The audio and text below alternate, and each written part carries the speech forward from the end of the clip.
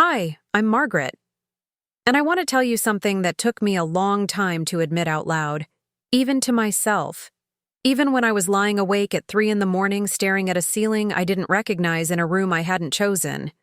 In a building that smelled like antiseptic and floor wax, and something underneath both of those things that I can only describe as the smell of time running out. My own children, the same children I raised, fed, clothed, cheered for, worried over, and sacrificed the best decades of my life for, put me in a nursing home. And then they spent my money on luxury vacations while I sat in a room that faced a parking lot, asking, politely, carefully, the way I had been trained my entire life to ask for things, for a new pair of glasses. Because mine had snapped at the bridge and I couldn't read anymore without squinting. And my son told me, with a straight face and a patient tone, "Not right now, Mom. It's expensive." That is the sentence this story begins with. "Not right now, Mom. It's expensive." Said to me by a man who had, 4 days earlier, charged $4,800 to my American Express Platinum card at a resort in Miami Beach. Who was staying at a hotel I had seen in a travel magazine in a dentist's waiting room. A place so beautiful that I had folded the corner of the page just to remember what the world looked like in full color. While I sat in Willowbrook. While I squinted at the words on the page of the book I was trying to read. While I asked him for glasses. I know how that sounds. I know some of you might be sitting there thinking, "Well, Margaret, maybe there was a misunderstanding." I thought that too, for longer than I should have. I kept making excuses for them. I kept turning the story around in my mind and finding angles that let my children look less like what they were. That's what mothers do.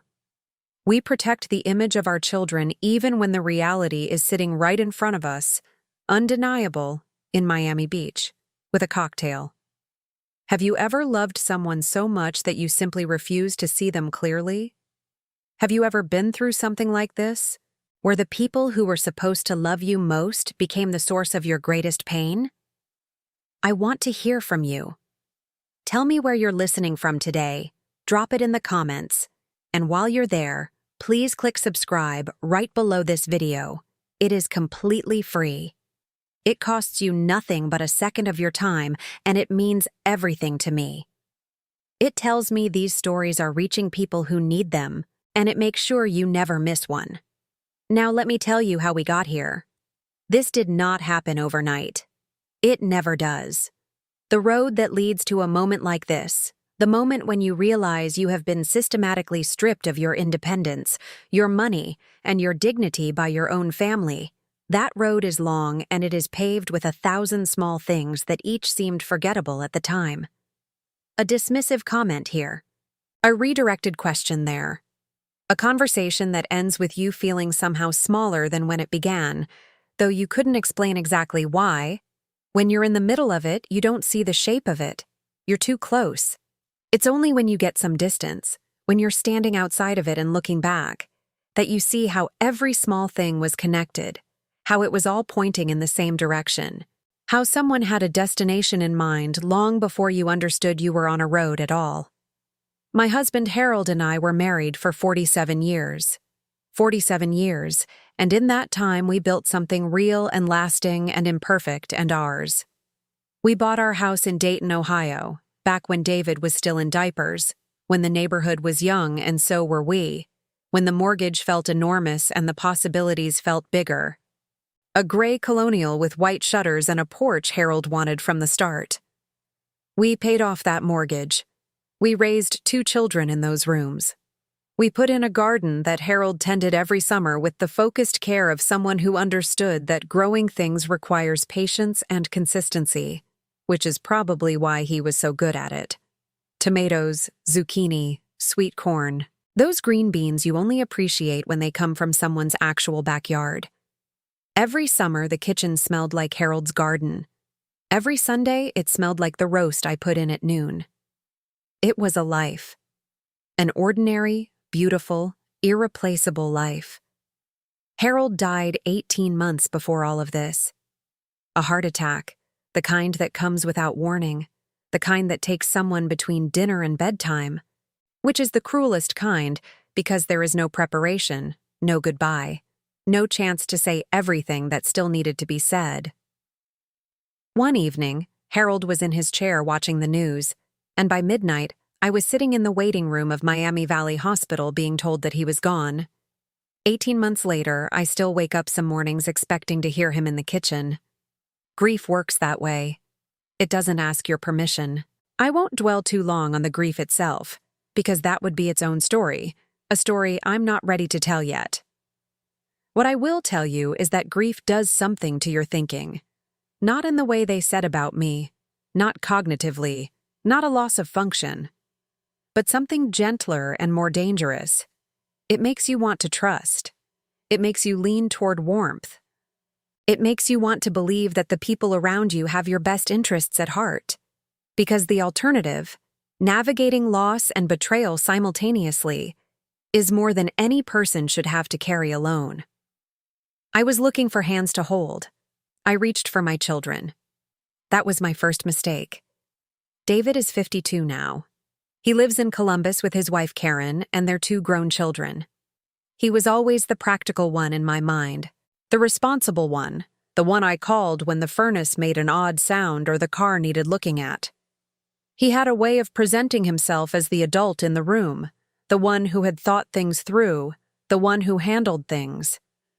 I found that quality in him reassuring. I had mistaken efficiency for trustworthiness. They are not the same thing. Cindy is 4 years younger. She was always the charming one. Knew exactly what to say, exactly what tone to use, exactly how to reach me. When she wanted something from me growing up, she knew how to ask for it in a way that made me feel like I was giving her a gift. That quality, which I had always found sweet, turned out to be something I should have understood more carefully. Charm is a skill. It can be used generously. It can also be weaponized. In the months after Harold died, Cindy used it on me like a scalpel. They came to the house together, David and Cindy, about 3 months after the funeral. Sat at my kitchen table with mugs of coffee and that particular expression on their faces, the expression of people who have talked before arriving, who have rehearsed, who have a plan. I didn't read it that way at the time. At the time, I thought they were just worried. I thought they were concerned about their mother, rattling around in a house alone. I made them feel welcome. I brought out the good coffee cake. I was happy they were there. David opened the conversation. Harold had handled most of the household finances, he explained. Not because I couldn't, but because we had divided responsibilities that way over the years, and it had simply always been his domain. The accounts were joint, technically, but Harold was the one who sat down with the bills, who kept the spreadsheet, who called the bank when something was wrong. Now that he was gone, David said, wasn't it a lot to manage alone? Wasn't I stressed? Wouldn't it just be simpler if they could help handle some of the administrative side of things? Mom, you've been through so much. Let us help. He said it with such warmth, such apparent love. I thought, what good children I raised. The power of attorney documents appeared a week later. David drove up from Columbus on a Saturday morning. Cindy met him at my door. They had printed the paperwork themselves. Cindy explained it the way you explain things to someone you have decided is not quite capable of grasping complexity.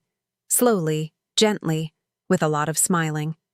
It was a broad power of attorney, she said, just giving them the authority to act on my behalf if I ever needed help with an appointment, a bank errand, some paperwork. Just in case, Mom, she said. If something ever comes up and you need one of us to handle it for you, this just makes it easier. She made it sound like keeping an extra set of keys. Just practical, just thoughtful, just love. I did not call a lawyer. I did not ask to have the document reviewed. I did not read every clause. There was a clause in that document that granted them authority over every financial account I held. Not just the right to make an appointment or sign a form if I was traveling, but everything. Full control. The kind of authority you grant to someone when you are in a coma.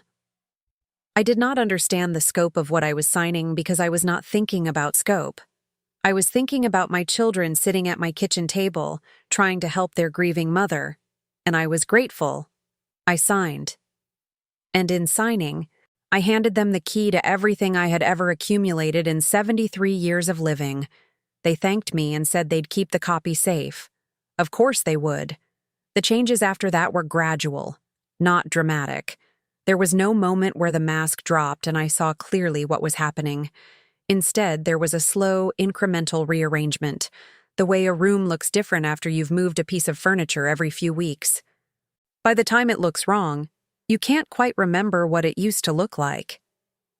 David began monitoring the accounts, which he had presented as a favor, which turned into him asking me to forward account correspondence to his email, so he didn't miss anything. The credit cards were moved under the power of attorney for easier management. He set up the online banking on his own computer. I still had my own login, technically, but the notifications went to him, the statements went to his email, and every time I tried to look into something myself, I found that the story had already been shaped for me by the time I reached it. They began talking about the house about 4 months after Harold's death. Not directly, not at first. That garden is a lot to manage alone, Mom.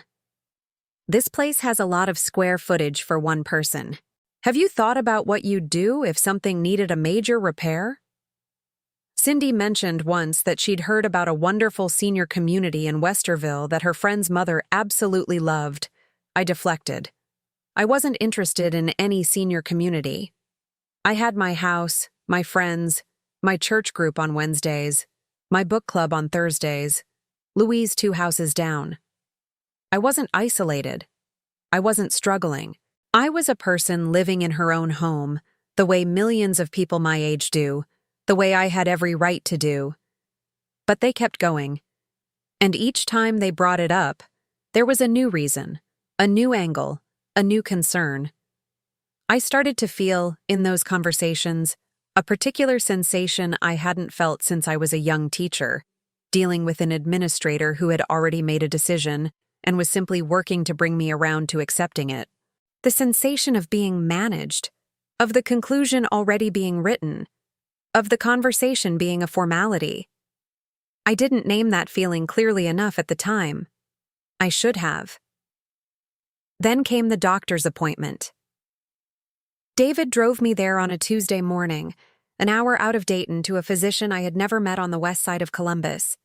He told me my regular doctor had retired and this was just a wellness check, a new primary care physician who came highly recommended. I had no reason to doubt that. My doctor had in fact retired the previous year, and I had not yet found a replacement. I climbed into David's car with my insurance cards and my list of current medications, and I thought nothing of it. The appointment felt strange. I noticed it in the moment, but I pushed the noticing aside.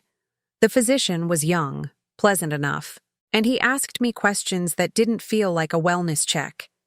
He asked me to remember 3 words and repeat them later. He asked me to draw a clock. He asked me if I sometimes felt confused.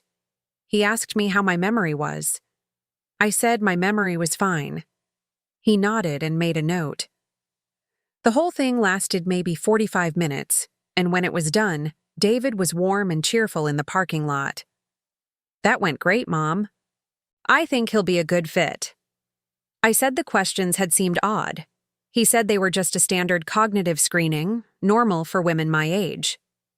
3 weeks later, I received, at my home address, a letter addressed to my son David as my designated representative from a facility called Willowbrook Memory Care and Assisted Living in Westerville. The envelope included an intake packet, a welcome brochure, a room assignment form, a list of what I was permitted to bring. I called David that afternoon. He was calm. He has a particular way of being calm that I now understand is not the calm of someone who is at peace. It is the calm of someone who has rehearsed. He explained that the physician had noted some early cognitive concerns, not serious, but enough to recommend a more supervised environment as a precaution. He said he and Cindy had visited Willowbrook, and it was really lovely. He said they had a room ready whenever I wanted to see it. I told him I was not moving into a memory care facility because I was grieving, not impaired. He said, "Of course, Mom. We just want to make sure you're safe." We just want to make sure. A sentence that ends every conversation that was never actually a conversation. I want to pause here and tell you something about that phrase. We just want to make sure you're safe, because I think many of you have heard a version of it. It sounds like love. It is designed to sound like love. But what it actually means, in the context I'm describing, is this. We have already decided. We are not asking. We are informing. And if you resist, that resistance will be used as further evidence that you need to be managed. It is a trap dressed as concern. I did not understand this fully until I was sitting inside the trap, and by then the door had already closed. I moved into Willowbrook on a Thursday in October. Cindy came to help, which I now understand was not help but supervision. She was cheerful throughout. She made the room sound cozy. She hung Harold's photograph on the wall next to the window that faced the parking lot. She arranged my books on the small shelf above the dresser. She hugged me at the door when she left. She said, "You're going to love it here, Mom. They have aqua aerobics on Fridays." I stood at my window after she left and watched the parking lot and felt, for the first time in my life, truly caged. I want you to hear me clearly on this. I was not confused. I was not forgetting things. I was not in any state of cognitive decline. I was 73 years old, 6 months out from losing my husband of 47 years, and I was grieving. Grief and dementia are not the same thing. Being sad is not the same thing as being impaired. I knew where I was, what day it was, what had happened to me, and who had made it happen. My mind was clear and sharp and furious, though the fury had not yet fully crystallized into action. I was still processing, still, somewhere, hoping I was wrong. The first weeks at Willowbrook were a kind of education in what it means to be invisible. I went to the watercolor class on Tuesdays. I introduced myself to my neighbors in the hallway. I ate in the cafeteria and listened to the conversations around me and thought about how most of the people in that room had someone who loved them and wanted them there, and how I was a different category entirely. I called David on Monday evenings and Cindy on Thursday afternoons. Those calls had the quality of performances, me performing being well-adjusted, them performing being concerned but relieved, both of us speaking lines that had nothing to do with what was actually true. I asked David once if I could go home for a weekend. He said it would make the transition harder. He said home in a way that suggested he was indulging a sentiment. And then in the second month, I started making calls that didn't get answered the way I expected. I called my bank, which I had held an account at for more than 30 years, a branch right there in Dayton where the tellers knew my name.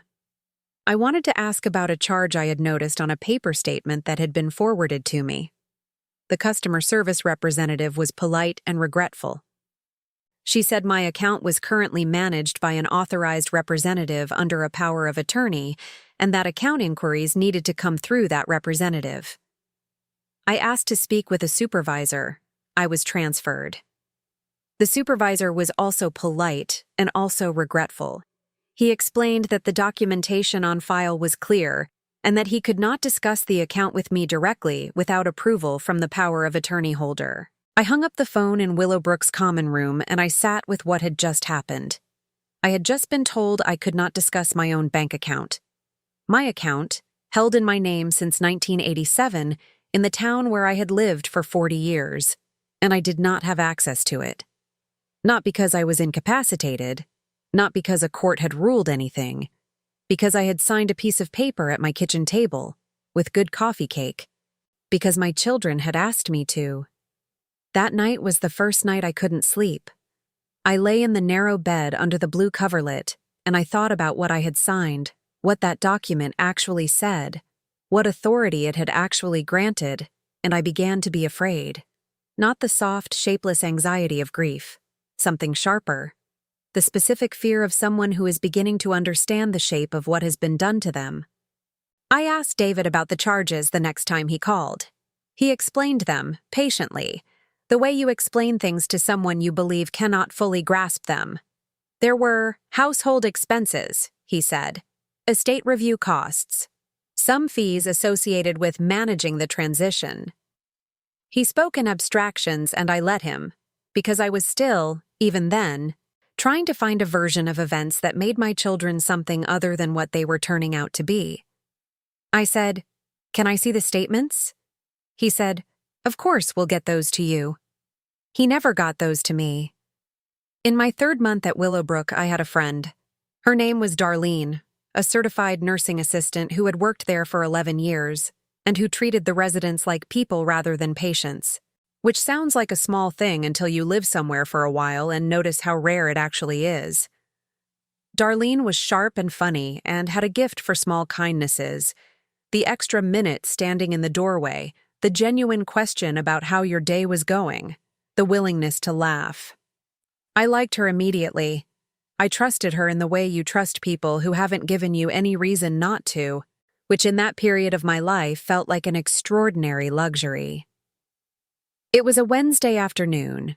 I was walking past the nurse's station and Darlene was at the desk with her phone, laughing at something on the screen, the unguarded laugh of someone caught in a private moment. I asked what was funny. She looked up, still smiling, and then she registered who she was talking to, and the smile changed. Not disappeared. Changed. Became something more careful. She started to say, "Oh, nothing." And then she stopped, and she looked at her phone and then at me, and I could see her making a decision. "Mrs. Margaret," she said slowly, I don't know if you should see this." And I said, "Show me." It was Cindy's Instagram, a photo taken 4 days earlier. Cindy and her husband Robert standing on a hotel balcony overlooking the Atlantic Ocean, and behind them the Fontainebleau Miami Beach, which I knew from the travel magazine with the dog-eared page, the one I had kept in my nightstand at home until I moved to Willowbrook. Cindy was wearing a white sundress and holding a pastel cocktail, her eyes bright, her smile wide, and behind her was the kind of horizon that costs a lot of money to have in the background of your life. The caption said, "Needed this so bad." The photo had 94 likes, several comments saying, "Gorgeous," and "You deserve it." And I thought, yes, she certainly helped herself to it. I am going to tell you what I felt in that moment, because I think it matters to say it honestly. What I felt first was not anger. Anger came later, and when it came, it was useful, it was directional, it moved me forward. What I felt first was something older and deeper than anger. It was grief of a different kind. Not like losing Harold, but in the same family of feelings. It was the particular grief of a mother who has spent decades believing something about her children, and who has just been handed incontrovertible evidence that what she believed was not true. That the love she thought she was receiving was something else. That the relationship she thought she had was a performance.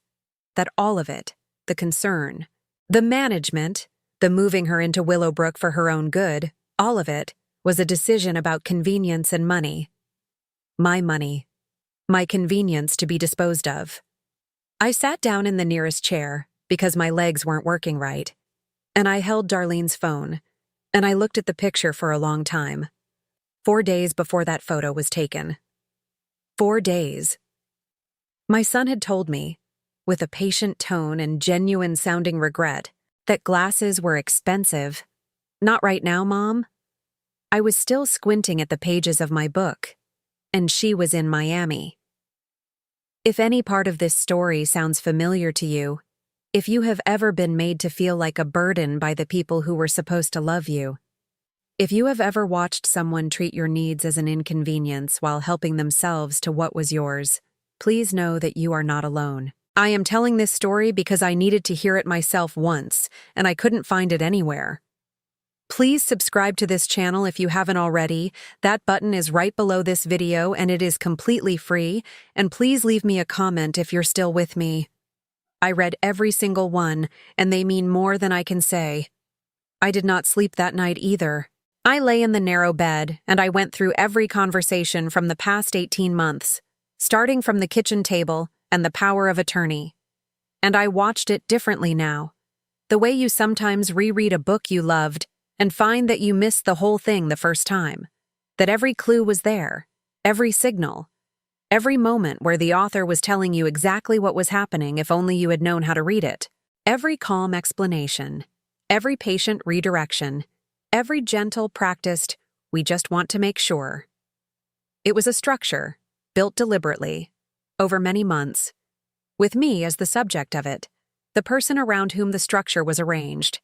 I had not seen it because I had been inside it. But now I was seeing it clearly. What I understood, lying in that bed, was this. I was not helpless. I was not incapacitated. I had been isolated, financially immobilized, and placed in a facility on the basis of a medical note that I was now certain had been arranged. But I was lucid. I was angry. And I was, underneath everything they had done to obscure it, still the same woman who had raised 2 children, managed a household for 47 years, navigated the death of her husband, and read every contract before signing anything in her working life except the one that had put me here. That exception had been a costly mistake. I was not going to make another one. I thought carefully about who I could trust. Louise, my friend of 40 years, 2 houses down from mine. But Louise would call Cindy. She would think she was helping. Not yet. My pastor, a good and gentle man. But David and Cindy went to the same church. My book club friends, but none of them were lawyers, and all of them would worry loudly.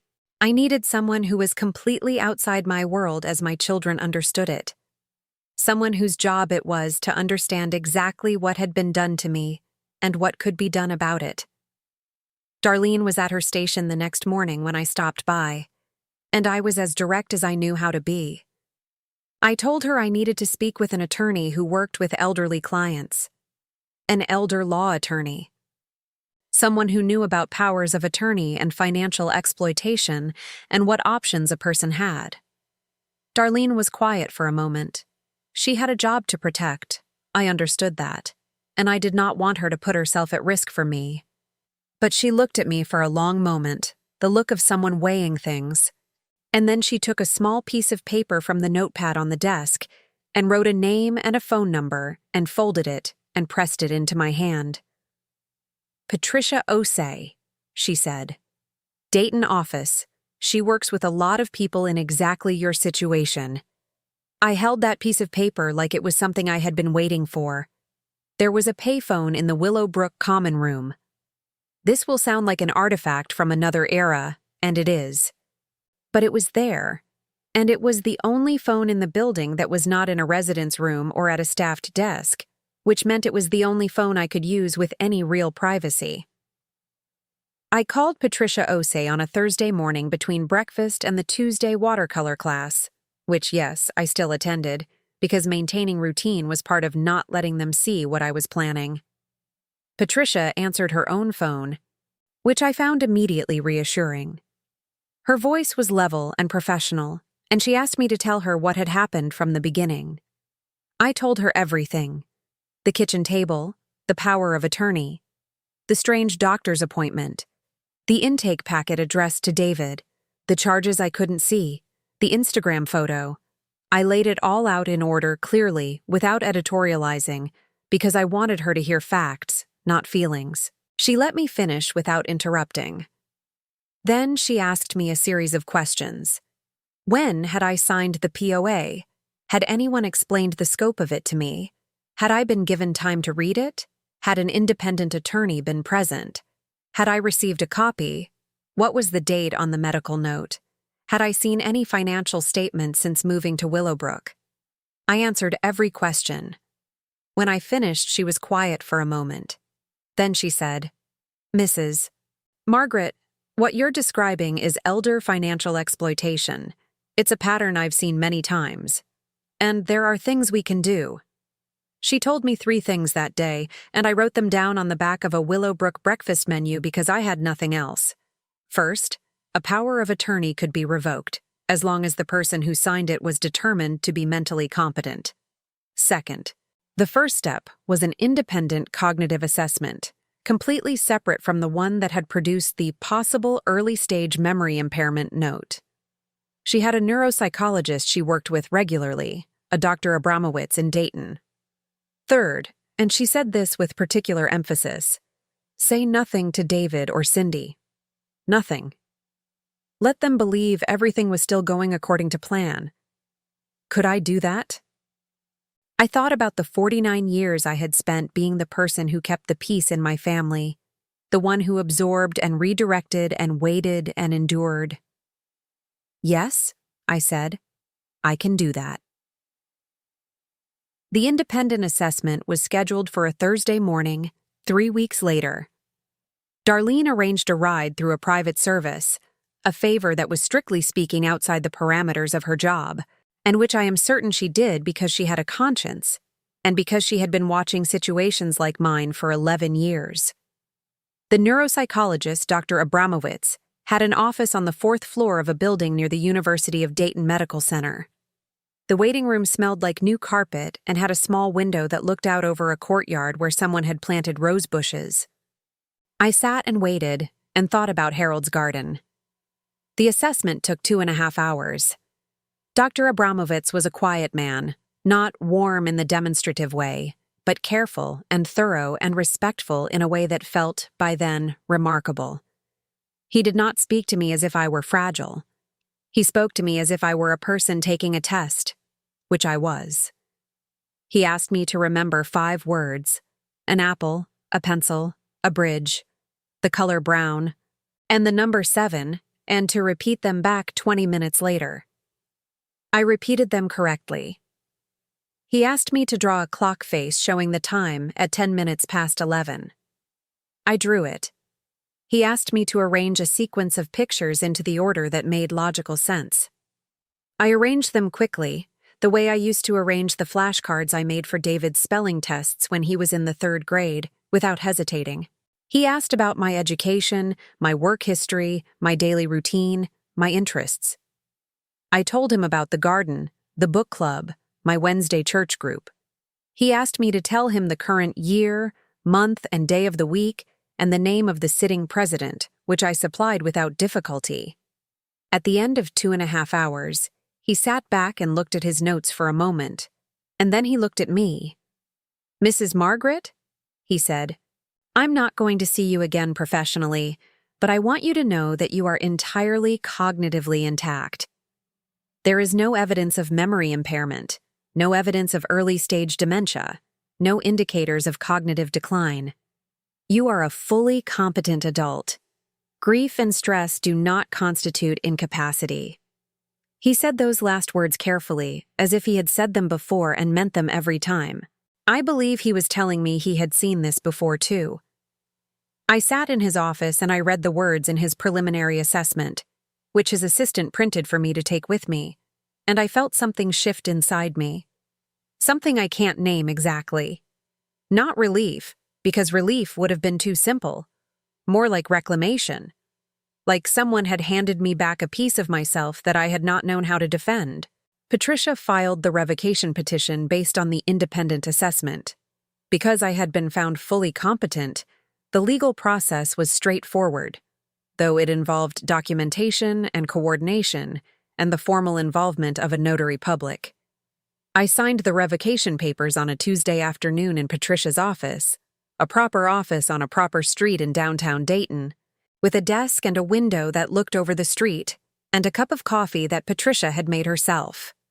Good coffee. The kind you notice when you've been living somewhere for 3 months, where the coffee tastes like an apology. I signed those papers, and I felt, for the first time since I had signed the ones at my kitchen table, that I was acting in my own interest. We had been building toward the financial documentation in parallel. Patricia had been gathering the bank records through legal channels, and on a Thursday afternoon I sat in her conference room and looked at my accounts for the first time in more than a year. I don't know exactly what I expected. I don't think I expected what I saw. The statements were spread across the conference table, and I went through them page by page while Patricia's assistant made notes. The American Express Platinum card, which I had held for 18 years and which Harold and I had used carefully, paying the full balance every month because we did not believe in carrying debt, showed $28,400 in charges over the preceding 12 months. The Centurion card showed $41,200. My savings account had been drawn down by $24,600, which had been transferred in irregular increments of $2,000 and $3,000 to accounts I didn't recognize. The total was $94,200. $94,200 in 12 months, by two people who had told me repeatedly that my finances were being carefully managed, by a son who had told me that glasses were expensive. I sat with those pages and I thought about what $94,200 meant in the context of my life. The decades of teaching and saving, the mortgage paid off early, the careful retirement planning Harold and I had done together, the way we had clipped coupons when the children were small, the vacations we had not taken because we were putting something aside, and I thought about that hotel balcony in Miami, and I thought about a woman in a white sundress who captioned it, "Needed this so bad." The charges were specific, and they were damning. 3 separate stays at the Fontainebleau Miami Beach, totaling $14,800. A 5-day ski trip to a resort in Park City, Utah, in February, charged to my Centurion card, $9,200 in hotel fees alone, plus meals, equipment rentals, a spa day. A shopping charge at a Neiman Marcus in Columbus, $400 in a single transaction, which Patricia's assistant traced to women's outerwear. A charge from a Louis Vuitton store in Chicago's Gold Coast, $3,100. Multiple restaurant charges from Columbus establishments where the average check appeared to be $300 to $500. A charge from a Mercedes-Benz dealership in Columbus's Short North neighborhood, $2,800, which turned out, when Patricia followed up, to be a detail and maintenance package for a vehicle I had never sat inside. There were smaller charges, too. Charges that felt almost more insulting for their smallness, because they were so casual, so routine, the way you charge things when you simply do not think about it, when the money is not yours, and the accounting is not your problem. A spa visit here, a concert ticket there, a boutique I didn't recognize, a children's clothing store, which I imagine was for the grandchildren I had been told could not visit me at Willowbrook because the drive was too long. I looked at those charges and I thought, this is who they became when they believed no one was watching. Here is something I have thought about many times since. The power of attorney that was supposed to be, just in case, the document that was going to make things easier, turned out to be a perfect record. Every charge made under its authority was traceable. Every transaction linked to my account, authorized by my representatives, documented by the financial institutions, and recoverable through legal process. The very instrument they had used to exploit me was the instrument that proved it. I found that, in a dark way, almost elegant. I want to pause here, because I need to say something to you directly. If you are watching this, and you are in a situation where someone, a family member, a caregiver, a person you trusted, has asked you to sign something just to make things easier, please hear me. There is no such thing as a document that is just a formality. Every legal document means something. Every signature has consequences. I am not telling you to distrust everyone who loves you. I am telling you to read what you sign, to have an independent attorney review it, to ask questions until you understand, and to trust your own judgment when something feels wrong. I spent 49 years smoothing things over. It cost me dearly. You deserve better than that. Please also subscribe to this channel if you haven't already, right there below the video. It is free, and it helps me keep telling these stories to people who need to hear them. This is how stories like mine reach people. One subscription at a time. The bank was notified on a Friday. Patricia coordinated it with the financial institutions simultaneously with the filing of the revocation, so that there was no window in which David or Cindy could access additional funds once they discovered what was happening. The credit cards were flagged, the accounts were secured. The authority granted by the power of attorney was nullified. From the outside, everything appeared normal. The world went on. I had dinner in the Willowbrook cafeteria that Friday evening. The beef stew that appeared on the menu every other week, and which was better than most of the other options. I watched a little television. I called Louise, who did not yet know any of this, and I talked to her about the new book I was reading. I slept. Monday morning, 8:47. My phone rang. It was David. I looked at the screen before answering, and I thought about everything that had led to this moment, every small choice and every moment of deliberate blindness, every time I had let something go because I didn't want to see clearly, every night in the narrow bed, every morning facing the parking lot, every smooth explanation I had accepted as love. And then I answered. His voice had a quality I had never heard in it before. Tight. Brittle. A man working to keep his composure around something that was eroding it. He said there had been some kind of issue with the credit card. Was I doing anything with the accounts? Had I called the bank? I let him finish. I let the silence sit for a moment. Then I said calmly and clearly, David, I spoke with my attorney. The power of attorney was revoked last Friday. The bank was notified at the same time. Those were my cards. Silence. A silence that lasted long enough to have a shape. Then, what attorney? What are you talking about? I said, her name is Patricia Osei. She has offices in Dayton. She'll be happy to speak with you if you have questions. I ended the call. Cindy called 40 minutes later. She was less controlled than David. There were tears immediately. That particular quality of tears that are not sorrow but panic. The sound a person makes when the walls are closing in and emotion is the only card left to play. Mom, I don't understand. Why are you doing this? We were just trying to help you. I said, I know what you were doing, Cindy. Patricia has all the documentation. She said, what documentation, Mom? This is a misunderstanding. I said, the bank statements don't misunderstand. I'll see you when you come. I ended that call too. I felt, doing that, something I had not felt in a very long time. Not triumph. Solidity. The solidity of a person standing on ground that belongs to them. They came to Willowbrook that afternoon.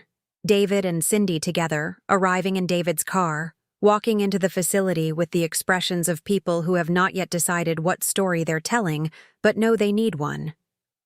I had notified the facility director, a woman named Barbara Hensley who had, I discovered, quietly supported my right to legal counsel throughout my time there, and who had been more aware of the situation than she could say officially. Patricia was present, sitting in the chair by my window when they walked in, with her folder on her lap and her coffee on my side table. The look on David's face when he saw her was a look I will remember for the rest of my life. Patricia introduced herself without drama. She did not threaten. She did not perform. She was professional and direct and utterly unruffled, and I watched my children look at her the way people look at something that has just made the room considerably smaller. She said she wanted to give them the opportunity to review the documentation before discussing next steps. She laid the bank statements on my narrow bed, every page, organized by account and by date, with specific charges highlighted and annotated. She set them out the way you set a table, methodically, with care. What happened next was a kind of slow collapse. David looked at the pages, and I watched his face go through several things rapidly. Calculation, then the decision to challenge, then the recognition that the calculation wasn't working. He said, household expenses and estate management costs. And Patricia said gently, can you provide receipts or documentation for those categorizations? He could not. Cindy said nothing for a long time. She stood near the door, as if positioning herself near an exit, and she looked at the floor, and she looked at the statements, and she looked at me. Then she said very quietly, "Mom, I'm sorry." I looked at her and I thought about what sorry means when it comes at the moment of discovery and not before. Sorry I hurt you, or sorry I was caught. I have thought about that sentence a great deal in the months since. I still don't have a complete answer. Patricia presented them with the formal revocation of the power of attorney, the independent cognitive assessment from Dr. Abramowitz, the complaint that had been filed with the Ohio Medical Board regarding the initial evaluation, and a detailed accounting of the $94,200 in expenditures. She outlined the options.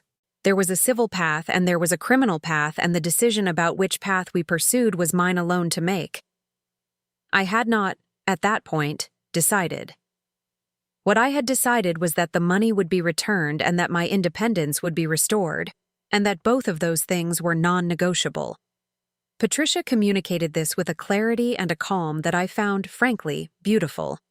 Barbara Hensley came to my room after David and Cindy left. She sat on the edge of my bed and we talked for about 20 minutes. She told me, in careful language, that she had been concerned for several months about certain aspects of my placement at Willowbrook, that my record showed no clinical basis for memory care, and that she had been in an uncomfortable position. She was glad, she said, that I had found legal representation. She said I could leave the facility when I chose, that my placement was voluntary and had been from the start, and that she would assist with the transition paperwork. I thanked her. I meant it. I left Willowbrook 12 days later. Not dramatically. I packed my things into the same bags I had arrived with, plus a few additions. The watercolor I had completed in the Tuesday class, which was honestly not very good, but which I was keeping anyway. And a card that Darlene had made me, a handmade card with a drawing of a house on the front and her personal phone number inside. I hugged Darlene in the hallway by the main entrance, and she held on for a long time, and I felt her patting my back the way people do when words aren't enough. There are people in this world who see you clearly even when everyone around them is choosing not to, and Darlene is one of those people. I will not forget that. My house was waiting, mostly unchanged, except for a neglected quality that comes to a place when no one is tending it. Harold's garden beds were overgrown with late autumn weeds, the tomato cages still standing empty. There was a stack of mail by the front door, bills and circulars, and 2 letters I had been waiting for that had apparently been forwarded and returned twice. The kitchen smelled like the bag of potatoes someone had left in the cabinet and forgotten, which I found and disposed of immediately. But it was my kitchen. My smell of old wood and coffee and the particular quality of afternoon light through the window over the sink. I stood in the living room for a long time, just standing, just breathing, just being in the space I had shared with Harold for 40 years. Something that had been wound tight inside me for 3 months began, slowly, to release. The repayment agreement was reached through Patricia's office over several weeks of negotiations I did not attend directly. David and Cindy hired a lawyer of their own, which was their right. The money was not returned in a lump sum. It was structured over time in a formal repayment plan, documented and enforceable, monitored through Patricia's office. It took longer than I would have liked, and was handled with less grace than I deserved, but it was handled. My house remained in my name.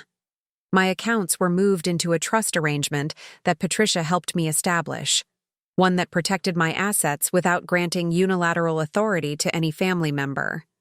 I met every month with Patricia's office for 6 months and then quarterly after that. I was never again financially vulnerable in the way that I had been. The Ohio Medical Board reviewed the initial evaluation, the one that had produced the possible early-stage memory impairment note. The physician had retired from his practice by the time the complaint was processed. I do not know what became of that review. I chose not to follow it too closely because I had already gotten what I needed from it, the independent assessment, the revocation, the return home, and following every thread of what my children had done indefinitely was not, I decided, the way I wanted to spend the rest of my life. I see David occasionally. We speak on the phone. The conversations have the quality of 2 people being careful with each other.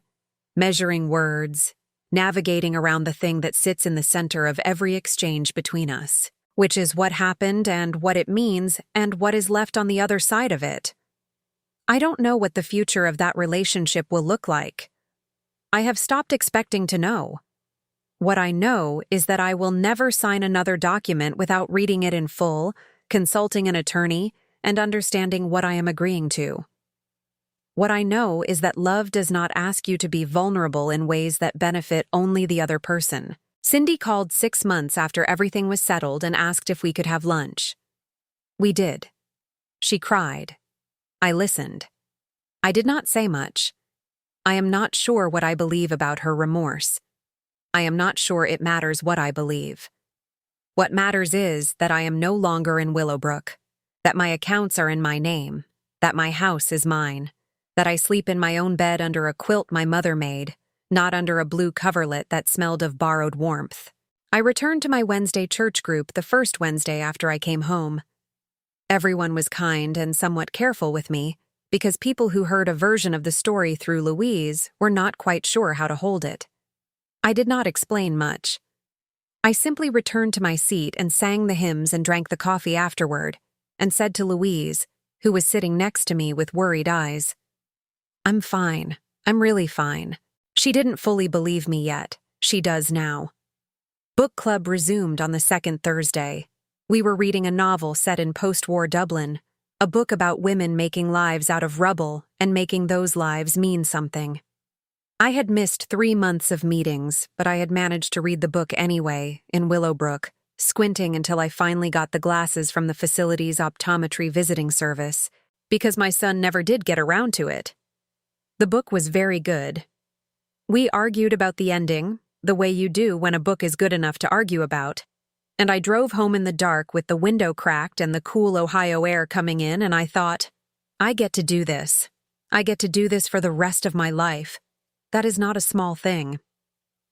Harold's garden I planted in the spring, 3 months after coming home. I am not the gardener Harold was. My rows were crooked and I underestimated the spacing, and the zucchini took over half of one bed the way it always does when you let it. But the tomatoes grew. Crooked and sun-warm and real, the way things that are actually alive tend to be.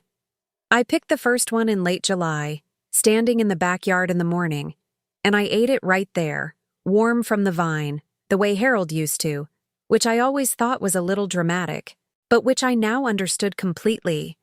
Some things you just have to experience to understand. A tomato from your own garden, warm from the sun, after a year of believing you would never see that garden again. That is one of those things. I want to tell you what I think this story is really about, because I have had a lot of time to think about it, and I don't want it to be just a story about bad children and a wronged mother, though it is that too. What this story is about, at its core, is the moment when you stop accepting what other people have decided about you and decide for yourself. That is the harder thing to describe, because it is internal. It is quiet. It happens in a narrow bed at 3 a.m. with your face turned toward a wall, and there is no dramatic music playing. You just think, no, this is not acceptable, and I am not going to accept it. And then you get up the next day and you make a phone call, and then another one, and then another one, and slowly, piece by piece, you take back what is yours. I was 73 years old when I made that phone call from the Willowbrook common room. I was frightened. I did not know exactly what I was doing or how it would end. I was alone in a way that I had not been since I was a young woman. And I did it anyway. Not because I was brave, though perhaps I was, but because the alternative was to simply accept that my life was now this room, this parking lot, this narrow bed, and I could not make myself accept that. There was still something in me that belonged to me, that was mine in a way no power of attorney could touch, and that something said, fight. Not loudly, not with drama, but methodically and legally, and with everything you still have. If you are listening to this and you are in a situation where someone has taken something from you, your autonomy, your finances, your dignity, Your right to make decisions about your own life. Please hear what I am about to say, and hear it the way I wish someone had said it to me. The elder law system is real, and it works. Elder law attorneys exist for exactly this reason. Adult Protective Services exists for exactly this reason. Independent cognitive assessments exist for exactly this reason. A power of attorney can be revoked. A medical opinion can be challenged. The legal tools to fight this kind of exploitation exist, and they are available to you regardless of your age, regardless of what anyone has told you about your own capabilities, regardless of how long the situation has been going on. It is not too late. I am evidence of that. I told David, the last time we had a real conversation about what happened, something I had been carrying for a long time.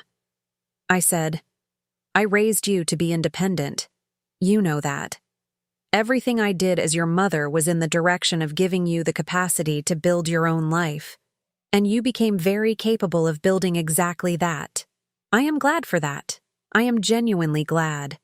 But somewhere along the way, you also decided that my life existed to supplement yours, that my resources were an inheritance you were just a little early in collecting, that I was more valuable as a financial instrument than as a person.